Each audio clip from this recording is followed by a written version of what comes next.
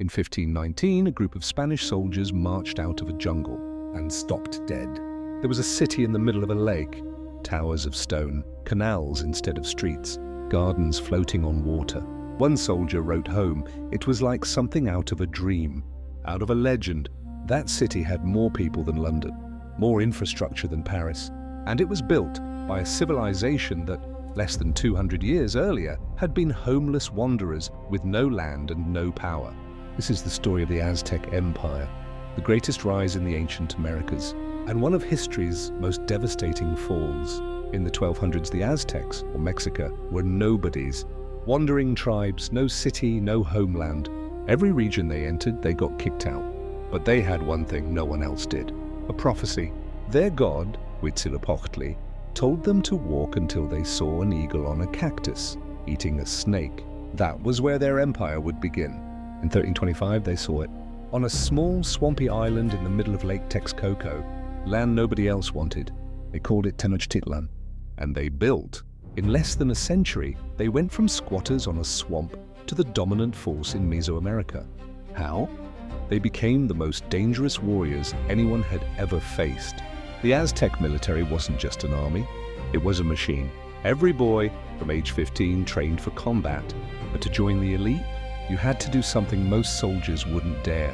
You had to capture 4 enemies, alive. Not kill them, capture them, because dead men couldn't feed the gods.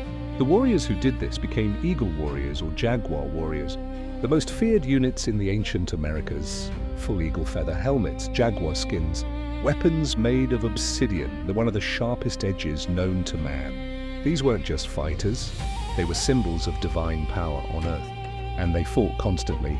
The Aztecs ran what historians call the Flower Wars, staged battles not to destroy their neighbors, but to capture a fresh supply of sacrificial prisoners. Think of it as a recurring supply chain for blood. Here's where it gets complicated. The Aztecs sacrificed people, a lot of people. Some estimates put it at 20,000 a year at peak. Hearts cut out at the top of the pyramid, bodies rolled down the steps below. To modernize, that's horror. To the Aztecs, it was maintenance.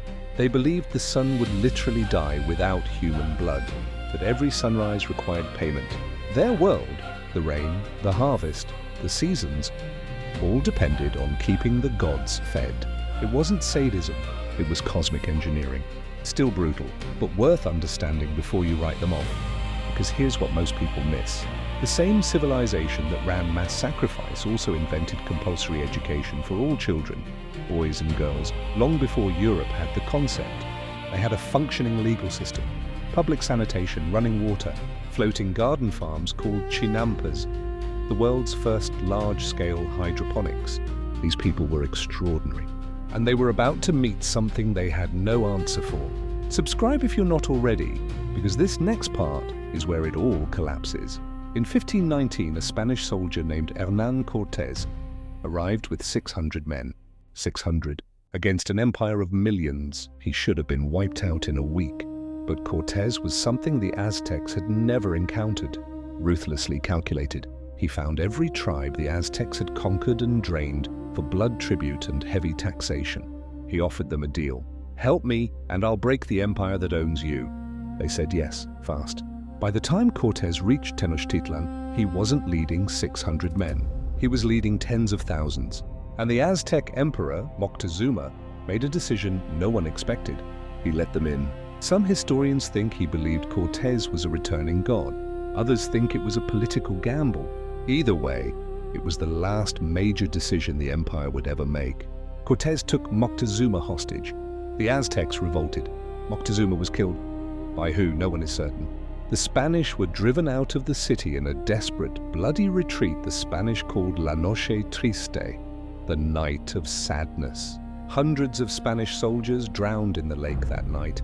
Pulled down by gold they refused to drop. But the Aztecs couldn't celebrate long, because Cortés had brought something worse than soldiers, smallpox. The Aztec people had no immunity. The epidemic swept through Tenochtitlan like fire. Entire districts were gone in weeks.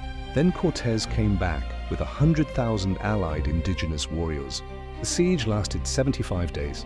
By August 1521, Tenochtitlan, the greatest city in the Americas, was rubble and ash.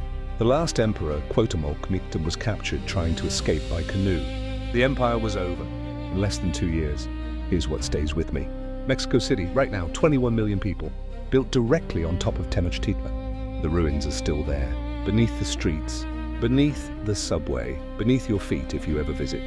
The Aztec Empire lasted less than 200 years, from homeless wanderers to world builders to rubble, in a single human lifetime. That's not failure. That's history's most extraordinary sprint. If you want more stories like this, civilizations that rose from nothing and burned at their peak, subscribe. There are a lot more coming.